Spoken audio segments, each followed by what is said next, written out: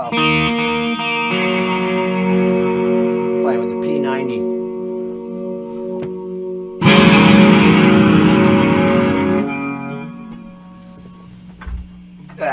Get that out of the way. So I could talk about some really cool stuff I've turned up. Look at this thing. Believe it or not, this shirt used to be black. This is an old Fear Factory shirt that I got that they were selling on tour for a little while.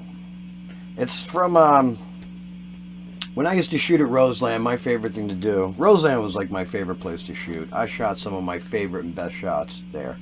And what I would like to do is go up to the upper balcony, not just to hang out with my friends and roll some trees and have a few drinks, but I would get these great full stage shots from there. Case in point. And they liked it, and they decided they wanted to put it on a t-shirt. So they made me shoot it slide. The print film, 10 times better than this. Trust me. But at that time, in the late 90s, it was the industry consensus was that you only use transparencies for reproductions like that. So they were real hard-ons about not using the print film. So they went with this. But it was a cool shot, but I don't think it sold very well because they gave me a ton of them for free. But I just can't believe I still have one. But yeah, it's funny to think that that used to be black. Quite a difference color there. But they were when they were new, and I came across some other really interesting shirts. Like this shirt. Everything's got a story. Even the t-shirts.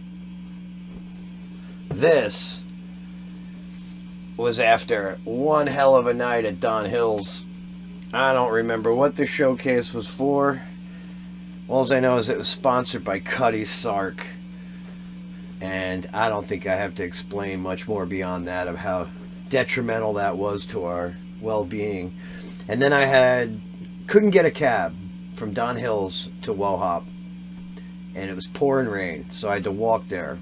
And I got there and I bought a Wellhop shirt because my shirt was just, all my clothes were so soaked through. And then, this was neat. Find an old Metal Maniac shirt. That's cute. It's like, I'm going through bundles and bags and mail bags of t-shirts. And I'm like, I'm supposed to be throwing these things away, but I'm like, I'm keeping this one. Keeping this one. I'm keeping this one. I'll get rid of that. Keeping this one. Not as productive as I'd like to be. Now these shirts all tie in together to something that's really cool. Like this. When I see this shirt, I think of Jack Flanagan. Even though this was the Boston version for Lee, the sound guy. And then they had a Yankee shirt, which I have never and will never ever own. It's the only clutch shirt I would ever refuse to ever own, was the Yankee one. And that's just for religious purposes. I don't think this is the forum or the place for it. But I also found this shirt, which was one hell of a boat show that we went to. This was like the hottest night ever in New York City. I don't think there's ever been a hotter or more humid night to ever exist in New York City than that night that we went to the boat show. What year was that? 2011. Oh my God. So I was only living out here a couple of years. I went back to New York for that. And that night was so hot that I remember for a fair amount of the evening I spent on what was the band's backstage, which is pretty much just the front of the boat. Standing out there, because even on the water we were just oozing and dripping sweat, like on such a awful level. It was quite a memorable experience. Now I don't know if I'm conflating that. I mean, is that an SOU show? Does it say? I don't know if that's the one. I don't know. One of the two SOU boat cruises that I went on, I remember there was one that we left from the West Side Highway, which was really cool. And that one I think was probably closer to 2000. But this one in particular left in the East River, I think by 23rd Street. And the whole gang of us went to that and just oozed sweat through our face, and had an amazing time, of course. But one of the main memories that I pull from that, and I have pictures of it, is at one point, and this is like the awesome guy that Jack Flanagan was. The guitar, either the cable or the jack on the amp was bad, and Jack actually went up and held the cable in the jack of the amp for at least like 3/4 of a song. The whole song, leaning over the amp, holding the cable in. And that's just one of a gabillion reasons why Jack Flanagan was a god amongst men. And sadly, even gods must move on. I miss Jack so much. Yeah. But anyway, good times. Yeah, I think we just had the anniversary of the ESU show. Which, funnily enough, let me move my shark. We just had this anniversary recently. March 25th, 2004.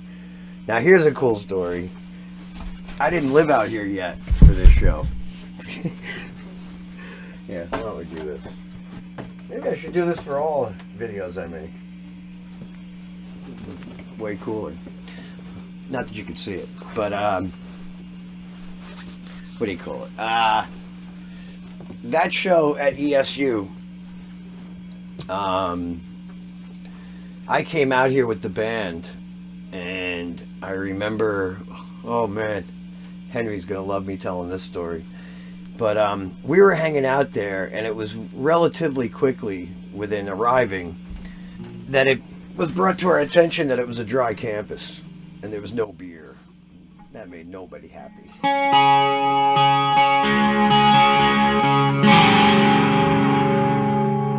To be honest, I'm not sure how we rectified that. Memory's pretty fuzzy from 2004. Like from 98 till about 2008. But I just remember there was this one point in the day where we were all hanging out backstage, which was just like a classroom or an office.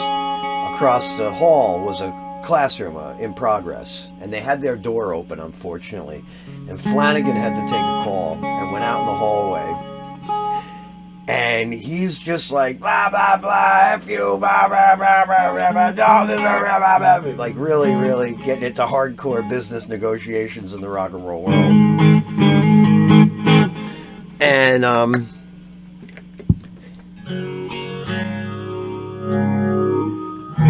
he's just like yelling away on the phone, and he just happens to realize that he's standing right in front of the open classroom door, and the whole class is just like watching and listening to him. And he just turns in class, and without missing a beat, business 101, and walked away. That was one of my favorite memories. But the other memory is this board, this poster.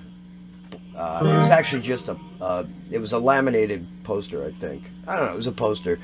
But they had them hanging up. I think there was 2 of them. And I saw one hanging up by the doorway going out. And I had said to the people working there, which turned out to be this girl Pam, who designed and made, she actually cut out all this leopard skin herself. She made this logo. And of course she used my blast iron photo. So I see that, and I'm just like, I gotta have that.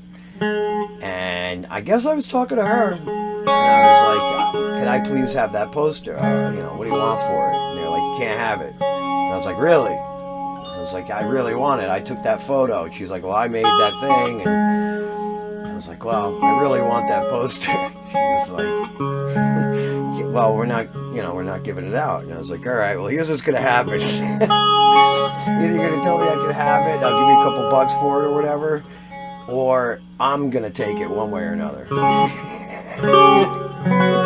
So, I don't know if money changed hands, but the poster definitely came home with me. And then I had Eric over at Stroudsburg Photo. I think he's the one that poster boarded it for me. And it's been hanging in all my studios and at the showcase and everywhere ever since. Except for now, where it's tucked behind my bed. But yeah, Henry had brought it to my attention, like about a week and a half ago, that it was the anniversary of that amazing experience that I barely and vaguely remember.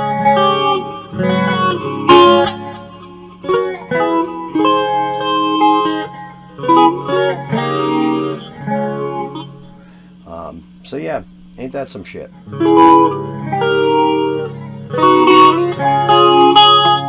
Many Jack Flanagan stories, but I'll save that for a Tales from the Bongside down the road.